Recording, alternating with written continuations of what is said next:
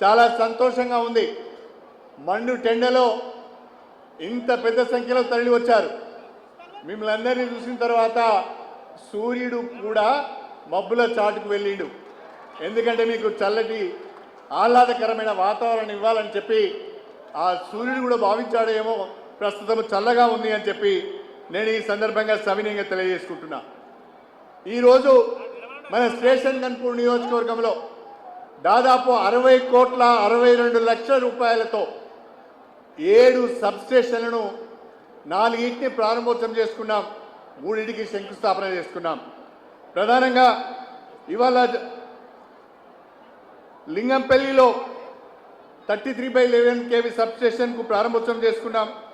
నష్కల్లో 33/11 kV సబ్స్టేషన్కు ప్రారంభోత్సవం చేసుకున్నాం. పల్లగుట్టలో కూడా 33/11 kV సబ్స్టేషన్కు ప్రారంభోత్సవం చేసుకున్నాం, శంకుస్థాపన చేసుకున్నాం. ఇక పీచరలో 132/33 kV సబ్స్టేషన్ నిర్మాణం పూర్తి అయింది. దాన్ని ఈరోజు మనం ప్రారంభోత్సవం చేసుకున్నాం.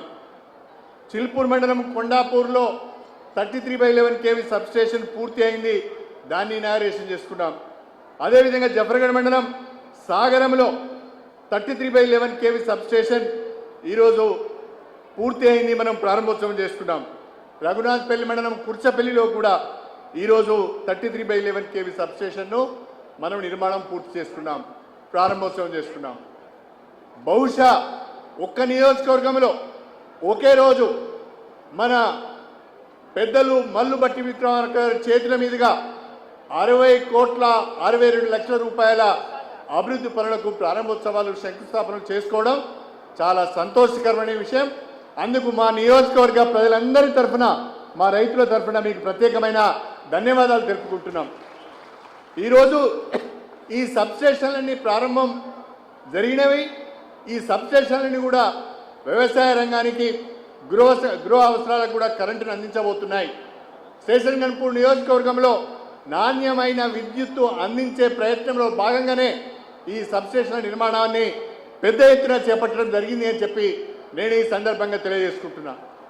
ఒకప్పుడు స్టేషన్ గన్పూర్ నియోజకవర్గం, నేను 1994లో మొదటిసారి ఎమ్మెల్యే అయినప్పుడు స్టేషన్ గన్పూర్ నియోజకవర్గం వలసలకు కేంద్రంగా ఉండేది. ఎండాకాలం వచ్చిందంటే గ్రామాలలో మంచినీరు కూడా దొరికేది కాదు. చాలామంది ఉపాధి కొరకు వరంగల్కో, హైదరాబాద్కో, జనగామకో వలస వెళ్ళేవారు. సగం గ్రామాలు ఖాళీ అయ్యేది. కానీ దేవాదుల ప్రాజెక్టు పుణ్యమా అని, రాష్ట్ర ప్రభుత్వం అందిస్తున్న ఉచిత విద్యుత్తు పుణ్యమా అని మన నియోజకవర్గంలో భూగర్భ జలాలు గణనీయంగా పెరిగిన కారణంగా ఇవాళ వలసలు ఆగిపోయినాయి. ఉమ్మడి వరంగల్ జిల్లాలోనే ఇవాళ అత్యంత అధిక పంట దిగుబడి ఎక్కడైనా అవుతుంది అంటే ఒకప్పుడు వలసలకు కేంద్రమైన జనగామ జిల్లాలో స్టేషన్ గన్పూర్ నియోజకవర్గంలో అని చెప్పి నేను ఈ సందర్భంగా తెలియజేసుకుంటున్నాను.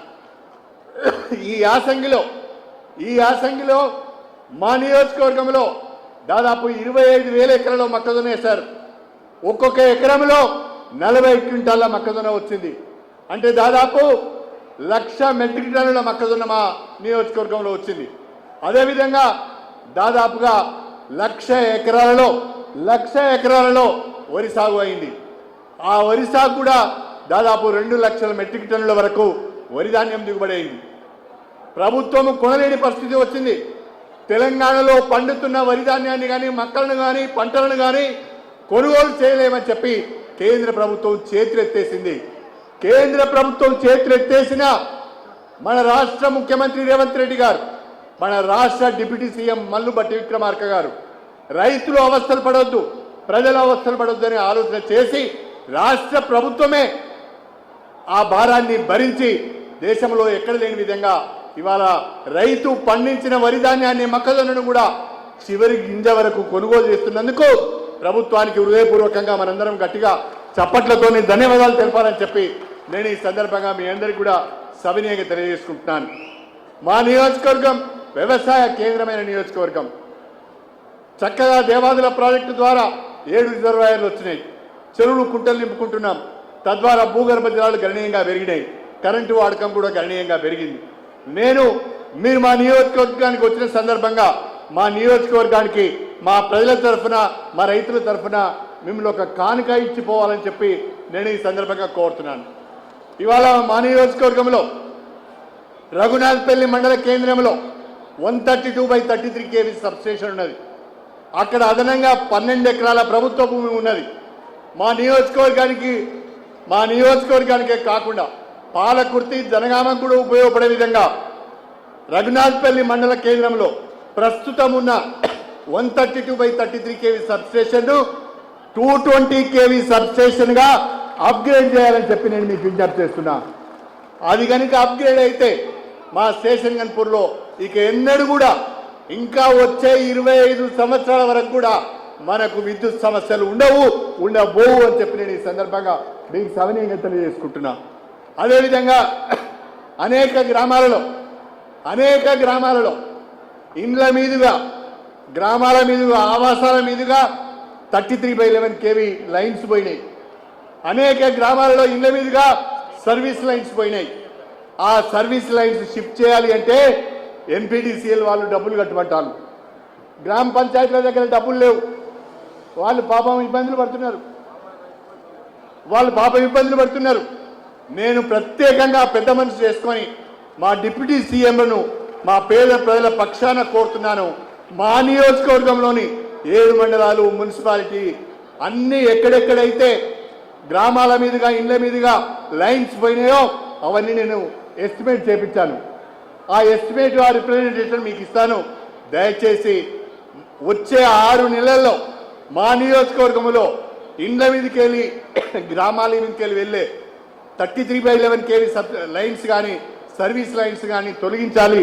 దానికి అవసరమైన నిధులు కూడా మంజూరు ఇవ్వాలని చెప్పి నేను మా ఉప ముఖ్యమంత్రి గారిని విజ్ఞప్తి చేసుకుంటున్నాను. అదేవిధంగా మల్లు బట్టి విక్రమార్క గారు డిప్యూటీ సీఎం అయిన తర్వాత ఒక మంచి ఆలోచన చేశారు. మునుపెన్నడూ లేని విధంగా ఎస్సీ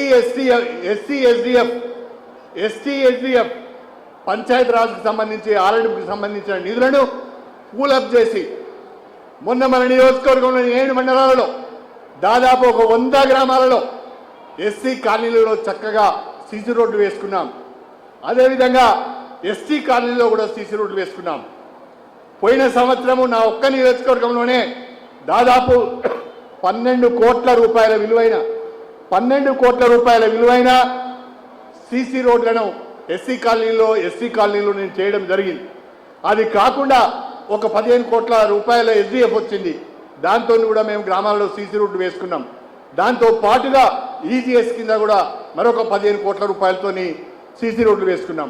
దాదాపుగా ఒక 60 కోట్ల రూపాయలతోని EGS కానీ SDF కానీ లేదా మీరు ఇచ్చిన SCPPR కానీ SCP ట్రైబల్ వెల్ఫేర్ కానీ దాదాపు 60 కోట్ల రూపాయల నిధులు తీసుకొచ్చి ఇవాళ గ్రామాన సీసీ రోడ్లు, సైడ్ డ్రైన్స్, మహిళా సమాఖ్య భవనాలు, అంగన్వాడీ భవనాలు, హెల్త్ సబ్ సెంటర్లు, గ్రామ పంచాయతీ బిల్డింగ్స్ అన్నీ కూడా మీ యొక్క సహకారంతో, ప్రభుత్వం యొక్క సహకారంతో మేము నిర్మాణం చేసుకుంటున్నామని చెప్పి ఈ సందర్భంగా తెలియజేసుకుంటున్నాం.